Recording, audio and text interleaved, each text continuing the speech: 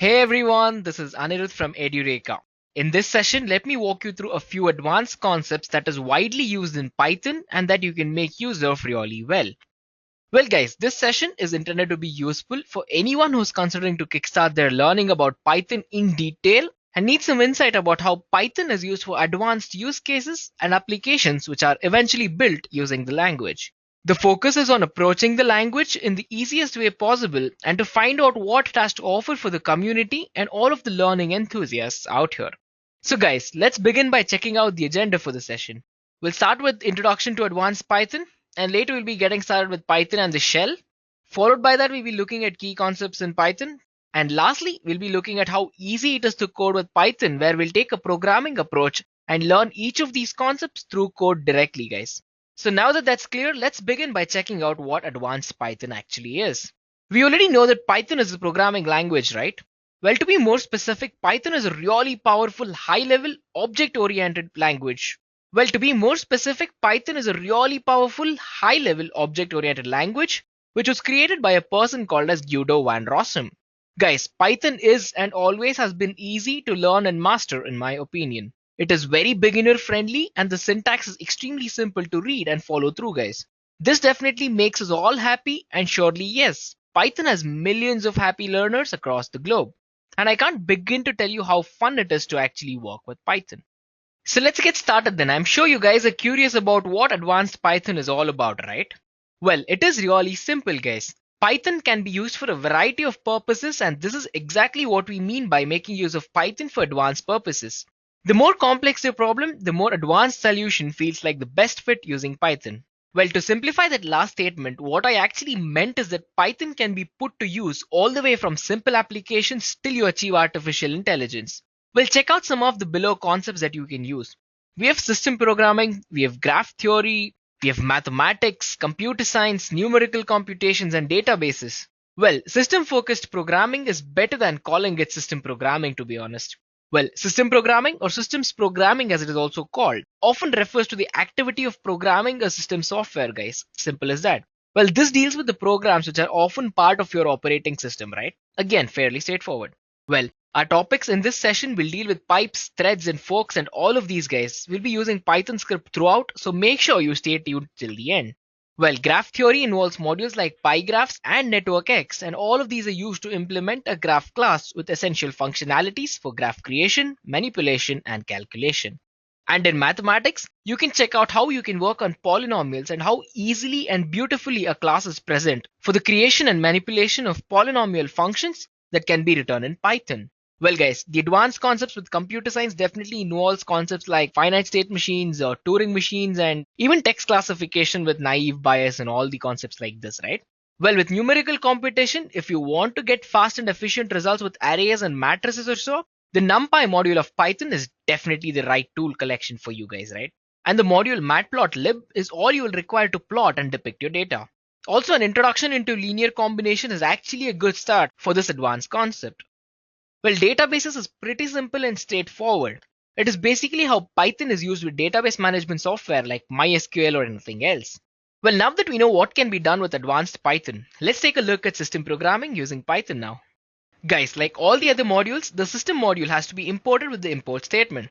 It is pretty much simple. It is as simple as import sys. So guys, I'm going to keep it short and I'm going to call it sys. So whenever I say sys, it means that I'll be implementing this module, right? So basically the sys module provides information about constants, functions, and methods of all of the Python interpreters present in the machine, guys. Well, we can actually use directory of system to give us a summary of all the available constants, functions, and methods and all of that as well. Another possibility is to actually use the help function in case you don't know anything about the module. Well, using help of sys will actually provide you really valuable information, guys. And the current version of Python can be accessed as well using this small piece of code that you can see here. So sys.version will actually give you the output, which is the actual version number, which is 2.6.5 here, as you can see. Pretty simple, right? So again, lots of scripts will need access to the arguments passed to the script when the script was started, right? So we need something called as argv. So what is argv, guys? Well, to be precise, we call it sys.argv. Well, v stands for variable and arg is actually argument. Well, it is basically a list which contains all of the command line arguments which is passed to the script, right? So the first item of this list contains the name of the script itself. and the arguments follow the script name. So check out the script, right? So we have a really simple script which iterates over the sys.argv list, and let's say we save this as arguments.py or anything you want, and we can later call it and we'll actually get the following output. So all we do is we import the sys module and we print the list using sys.argv, or you can actually do it via loop as well. So we have a for loop here and we have considered the iteration until the length actually maxes out. And if I is 0, print the default system argument, else print the argument whatever the user has actually input. Check out the output on the right side. It's pretty much simple, right? So Python arguments.py is the name of the file, argv1 and argv2 are the arguments that we have passed to argv. And function name, it says arguments.py because that is the name of the program. And then the first argument is arg1, second argument is arg2. Here I could give anything, right? So instead of arg1, I could give it as Edureka, and instead of arg2, I could have given it as Anirudh. And in this particular example, it won't make sense, right? So all we're trying to do is we've printed and we're not using those arguments anywhere else. So next up, Python's interactive mode is one of the things which makes Python really special among all of the other languages like Perl or Java as well. Guys, it is enough to write an expression over the command line to get back a meaningful output in really simple terms. However, some users might prefer a different output behavior. Well, to change the way the interpreter actually prints interactively using the entered expressions, we will actually have to rebind the sys.displayHook to a callable object. Well, let me just repeat that for you guys. So basically we have the interpreter which actually prints interactive entered expressions, right? So we'll actually need to rebind the sys.displayHook to a callable object. We will demonstrate this in the following interactive example. Check it out. We can see from this example that the standard behavior of the print function will not be changed. So importing sys, we are putting a value of 2x, right? So x equal to 42. Again, we're defining my display and we're printing out and again printing x. Here we're using the display hook, right? So sys.displayHook is equal to my_display and x. Well, the print function actually remains the same, as you can check it out, right? So this is how we can actually change the output behavior, but without changing the behavior of the function. And also, every serious user of Linux or Unix operating system knows the standard streams, right? So it is input stream, standard output stream, and the standard error streams. Well, guys, they're also known as pipes. They're commonly abbreviated as std_in, std_out, and std_err. So the standard input, std_in, right? So it is normally connected to the keyboard, and while the standard error and the output actually go to the terminal or the window in which you're working. So standard input accepts something from the keyboard, pretty straightforward. Standard output and standard error actually display some error or a message for you, right? So it obviously goes to the terminal or the window in which you're working. These streams can be accessed from Python via the objects of the sys module with the same names. Basically, we'll be using sys.std_in, sys.std_out, and sys.std_err. Pretty simple, right? Well, this next example actually illustrates the use of standard data streams. So we have imported sys and we're printing going via std_out. Then we have std_out.write. It says another way to do it. Again, print it. Then we have x is equal to raw_input. It says read value via std_in. Again, the value read is 42. As soon as we print x becomes 42. X is printed. Next, type in the value. We're actually going to type in a value where we're using std_in.readline to actually get the input. So type in value. As soon as it says 42, 42 is printed. Instead of 42, I could have put it as Anirudh, I could have put it as Edureka or anything else as well. And that's the same message that would be printed. Pretty simple, right? So next up, we have something called as redirections. Let's check it out. Guys, there is hardly any user of a Linux or a Unix shell, right? So example, Bourne shell or the bash shell who hasn't used any input or output redirections. It is not exaggerated to say that a useful work is not possible without redirections, if you follow me. The standard output, which is std_out again, can be redirected into a file so that we can actually process this file later and use it with another program. The same is possible with the standard error stream. We can redirect it to a file as well. So we can redirect both std_err and std_out into the same file or the separate files as well. So the following code should actually be self-explanatory by now. But nevertheless, here are some of the explanations that I can put out for you guys, right? So the first statement uses the regular standard output std_out. So the text is coming through std_out, will be printed into the terminal, and from which the script has actually been called. In the next line, we are actually storing the standard output channel in the variable save_std_out, so that we are capable of restoring the original state at a later point in the script. After this, we open a file which is called as test.txt for writing. After the statement sys.std_out equal to fh, all of the print statements will directly print into this particular file. What's the file? Test.txt. The original condition is restored with sys.std_out equal to save_std_out. So guys, your fh is actually file handling. Pretty much simple, right? Check out the following example. Here I actually show on how you can redirect the standard errors into a particular file. It's almost simple, and all we're doing is we're using sys.stderr to actually save the error state of that particular case. Simple, right? So next, let us check out some interesting variables and constants that are present in the sys module. Guys, you have many here, and let me try to quickly walk you through a few. So we have byte order, we have executable, we have maxent, modules, path, platform, and many more, right? So what is byte order? Well, byte order is basically an indicator of the native byte order, guys. Simple as that. So what's executable? Well, a string containing the name of the executable binary. Well, what I mean is the path and the executable file name for that particular Python interpreter. Well, maxent, guys, this attribute contains the largest positive integer which is supported by Python's regular integer type. And modules, well, the value of the sys.modules is actually a dictionary mapping. So it maps the names of the modules to the modules which have already been located. And this can be manipulated, guys. Well, consider an example, right? You can enforce the reloading of modules as well. That is a really good fit for this case. And next we have path. Well, path contains a search path, guys, where Python is actually looking for all of the modules that are present. And lastly, platform. Can you take a guess?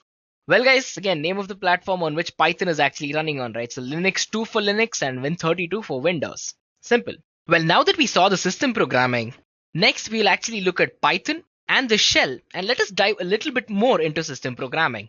So guys, shell is a term which is often misunderstood, right? So it is used majorly, but it is definitely misunderstood in my opinion. So let's say like the shell of an egg or a hen or a Python snake or a mussel or anything. The shell in computer science is generally seen as a piece of software that provides an interface for the user to use some operating system or a software. So guys, the shell can actually be an interface between the operating system and the services of the kernel of this particular operating system. But a web browser or a program functioning as an email client can be seen as shell as well. Well, understanding this, it is obvious that the shell can be of two types, right? So it can either be command line interface, which we call it as CLI, or a graphical user interface, which is obviously GUI. But guys, in most cases, the term shell is used as a synonym for a command line interface, which is CLI again. The best known and the most used often shells in Unix and Linux are the Bourne shell, C shell, or the Bash shell. The Bourne shell, which is abbreviated by SH, was actually modeled after the Multics shell, and this was actually the first Unix shell, guys. So this is something which is important and interesting, and you could note this down. And most operating system shells can be used both in interactive mode and in batch mode as well. By batch mode, I obviously mean the COI mode. So pretty simple, right? So next up, systems programming. Again, let me quickly come back to system programming again, right? So system programming basically stands for the activity of a programming system components or of the system software. So giving the user the ability to actually develop these and work on other softwares when you're present in a software environment, right? So the system programming actually provides software or services to the computer hardware, while application programming produces software which provides tools or services to the user. Again, this is important, so let me repeat, guys. System programming actually provides services to computer hardware, while application programming produces tools or services which the user uses. Simple, right? So system-focused programming, as I'll call it, is actually made possible with the aid of the sys and the OS module. Guys, this serves as an abstraction layer between the application, which is the Python script or the program, and the operating system. You're getting it, right? So basically, again, operating system is anything between Linux or Windows or anything. By means of the abstraction layer, it is actually possible to implement independent applications in Python, even if they access operating specific functionalities, guys. So well, in my opinion, Python is well suited for system programming or even platform independent system programming as well. So the general advantages of Python are valid in system-focused programming here too. So it is simple and clear, it is well structured and definitely highly flexible, guys. So next up, we have the OS module that I discussed. Guys, the OS module is the most important module for interacting with the operating system. The OS module basically allows platform-independent programming by providing abstract methods. Well, nevertheless, it is also possible by using the system function and the exec star function. And these families include system-independent program parts as well. Guys, the OS module provides various methods like accessing the file stream, which is again a very important thing. Well, it is not possible in Python to read a character without having to type the return key as well. On the other hand, it is extremely easy to do this on the bash shell. So the bash command actually reads n-1 wait keys for any key which is inputted by the user. If you actually import OS, It's really easy to write a script providing getch by using the os.system function and the bash shell. Guys, getch actually waits just for one character to be typed without a return. So check this out. So the script here on the left actually works only on Linux. Under Windows, you actually have to import the module msvcrt. Well, principally we have to import both getch from this module as well. And this on the right side you see is actually the solution for the Windows. So we are actually importing msvcrt and importing getch as well. Simple, right? So next, so guys, the script I have for you actually implements an independent solution to our problem. Well, what independency do you ask? Can you guess? Well, definitely it is actually platform independency, guys. Well, here actually the script has a little bit of problem, right? So can you take a guess? Well, you can't actually use the getch function if you're interested in the key which has been typed, because os.system doesn't return the result of any of the called shell commands, guys. So now that is actually a little problem, but then again it's good enough for a simple level, right? So what I want you guys to focus at this point of time is actually how you can write code like this, right? And here's a quick note for you guys, right? So head to the comment section and let me know how you think you can fix this, guys. I will actually discuss this by the end of the video, but head to the comment section and let me know on how you can do this, okay? And well, now that we're actually done with that, we can look at forking in Python next. So a tree is actually an example for forking, guys. Long before biologists actually started their research on cloning or something, computer scientists had actually had a successful history of cloning. They had cloned processes, even though they didn't call it cloning exactly, but they called it forking. Are you getting the picture here? Forking is the same as cloning. Well, forking is one of the most important aspects of Unix and Linux, guys. When a process forks, it actually creates a copy of itself. Well, more generally, a fork is actually in a multi-threading environment, which means that a thread of execution is duplicated, creating a child thread from the parent thread. They are identical, but definitely can be told apart. How can they be told apart? Well, definitely the process ID, guys. I'm pretty sure most of you would have guessed it by now. So the fork operation creates a separate address space for the child and the parent.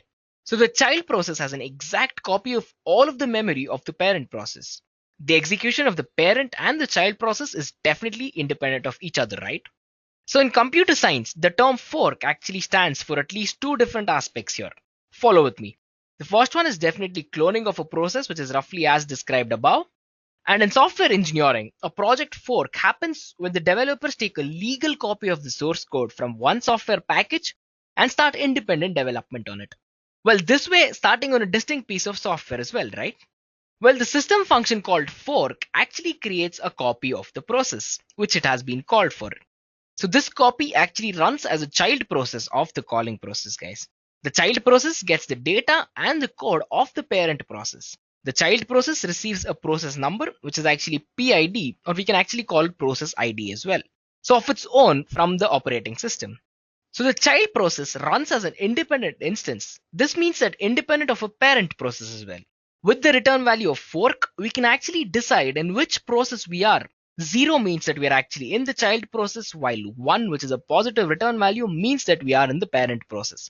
Well, it might not be 1 in all of the cases, but it can be any positive return value, guys. A negative return value basically means that an error has occurred while you're trying to fork.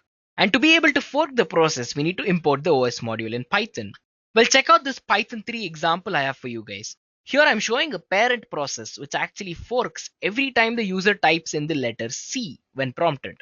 Both the child process and the parent process continue after the if new PID equal to 0 line, right? So this particular line. So the value of the new PID is greater than 0 in the parent process and 0 in the child process. Well, the exit statement os.exit of 0 of the child function is definitely a necessity, guys. So make sure you don't forget that. If you don't do this, the child process would actually return into the parent process. I mean, into the input statement in this particular case. So that doesn't make sense, right? Again, all of this code is really simple, and I suggest you to pause the video, take a good look at the code, and you would understand every single line of it, guys. So far, we have covered functions in our examples, which are defined in the same script file, right? Forks are actually often used to start independent programs. To do this, we need to use the exec star functions, guys. So they execute a new program by replacing the current process of that program. So they execute a new program by replacing the current progress of this program. They do not return to the program which has called them. Are you getting it? So they even receive the same process ID as the calling process again. So these are the different forms of exec functions as shown. There are a variety of purposes for each of these functions, which I will cover in another tutorial soon. So now that we're done with exec functions, let us quickly look at threads. Well, we look at how we can work with threads in Python, and it is pretty much simple, guys. So what is a thread? Well, a thread, or also called as a thread of execution in many cases, right? So it is actually defined in computer science as the smallest unit which can be scheduled in any operating system. Well, threads are normally created by a fork statement of a computer script or a program in general in two or more parallel tasks. These can be implemented on a single processor by multitasking as well. Threads are usually contained in processes. More than one thread can exist within the same process, guys. So this is important. I want you guys to know this. So more than one thread can exist within the same process, as I say again. These threads share the memory and the state of process as well. And in other words, they actually share the code or instructions and the value of their variables as well. So guys, there are two kinds of threads. We have kernel threads and user threads. Well, kernel threads are a part of the operating system, while user space threads are not implemented inside the kernel. Well, in a certain way, the user space threads can be seen as an extension of the function concept of the programming language again. Well, so a user space thread is similar to a function or a procedure call.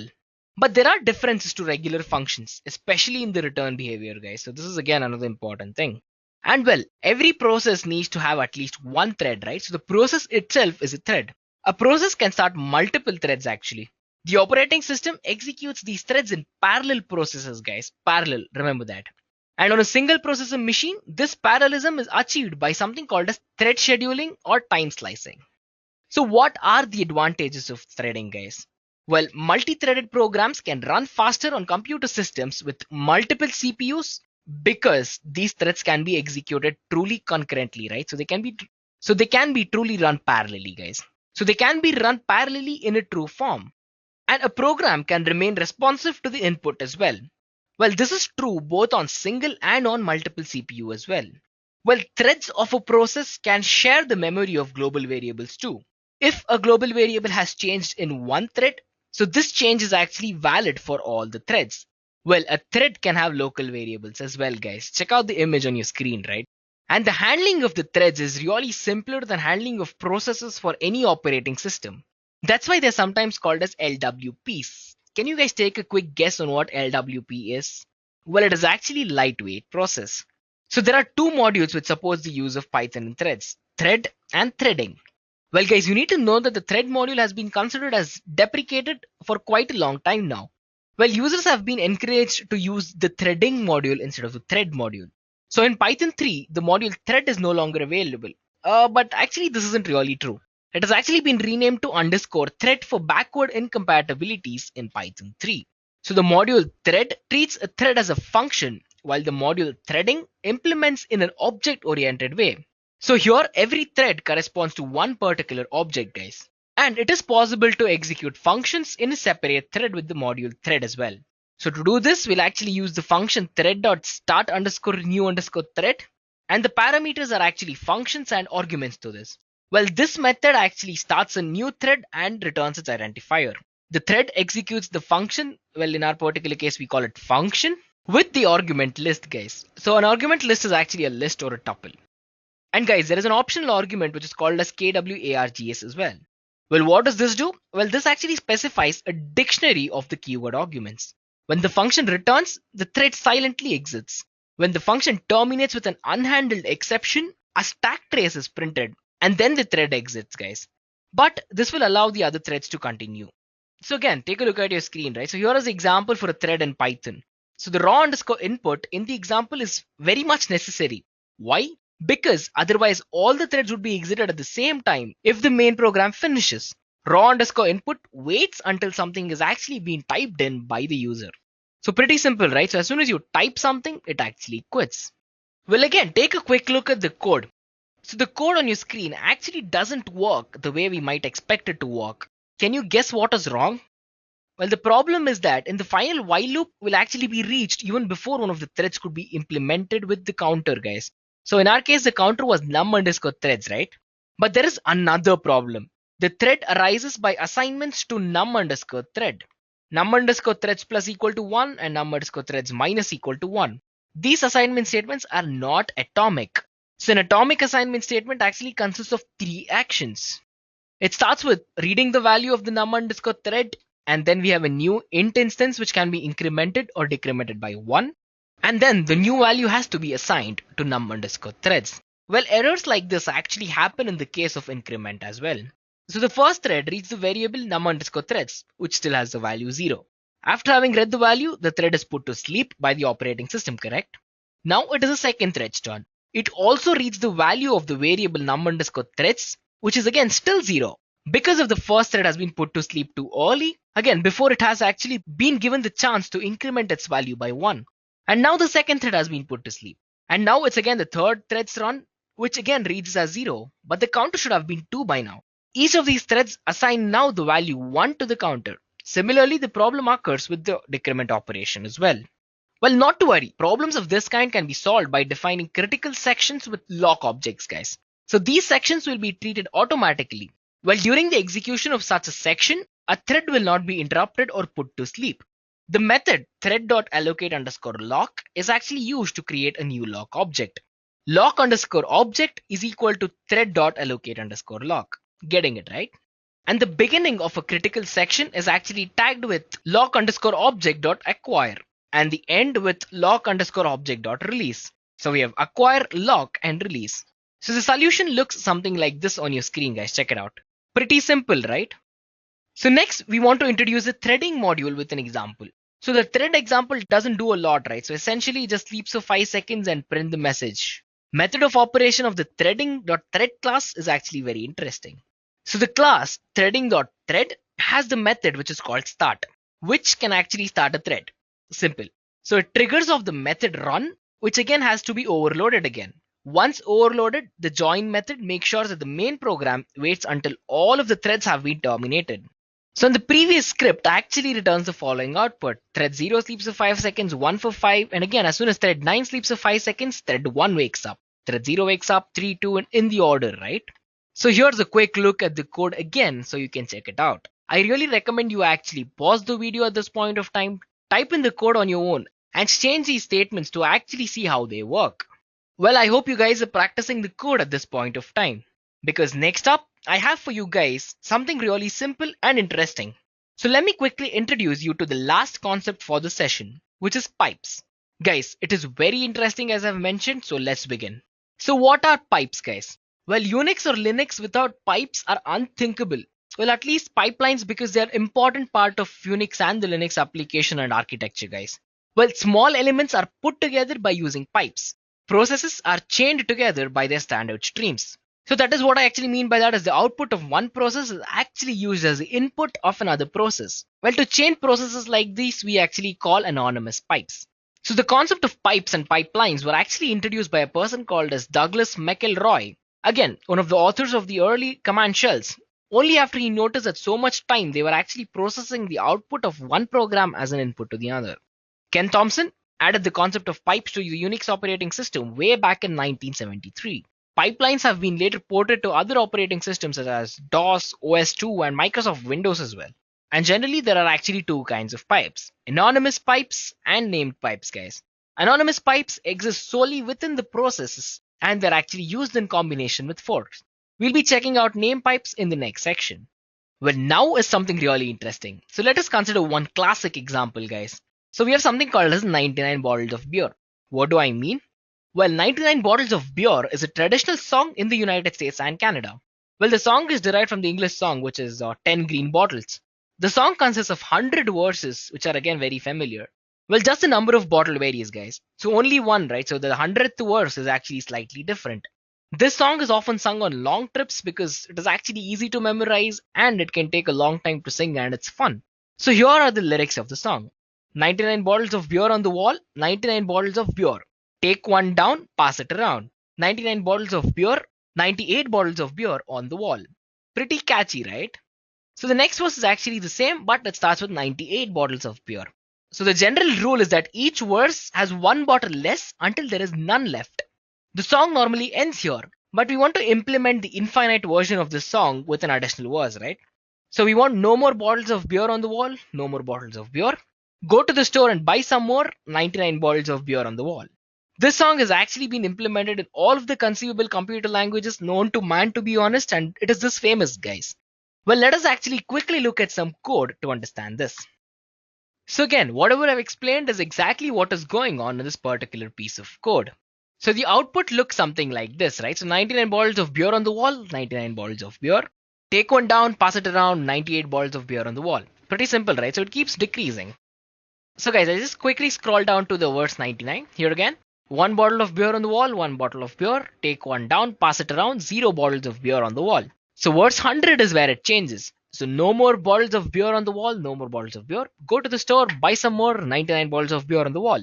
Again, verse 101, it starts with 99 and keeps going on, right? So I hope you actually got the point. It keeps on going until it actually hits an exception, guys. Well, in this particular case, I'm actually using an online compiler for Python. So there has to be a limit to that, right? So it keeps going, it keeps going. Well, at one point of time, it is actually going to end.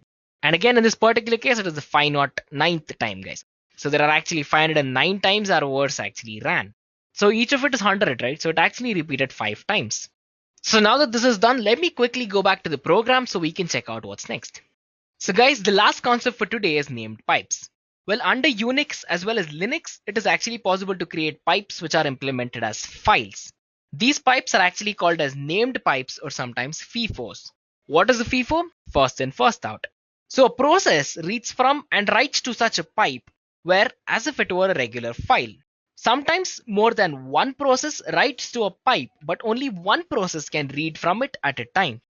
Well, there is so much more we can actually do with pipes on the whole. I have kept it short and in a simple level so that you all can understand the code and start better and faster with it, right? Well, let me quickly conclude this session for you guys. We started out with Introduction to Advanced Python. We looked at why Advanced Python was needed. We later checked out what various simple components of system programming are as well. And I hope the code first approach definitely helped you guys to understand the code better and faster. So guys, it is at this point of time I'd like to tell you that I have curated an in-depth video for Python which is actually meant for beginners. I'm getting some really good feedback on that, so I want you guys to check it out. And let me know how you feel about it. We also have in-depth videos for majority of the advanced Python concepts and so much more. I will leave links in the description box below, so make sure you check it all out. So that is it for this small session, guys. I hope you took away some real good points from here and that this kickstarted your Python learning to its max. So thank you guys, you know what to do. If you have any query, leave a comment and subscribe to our channel for more information on the latest technologies and all of the courses offered.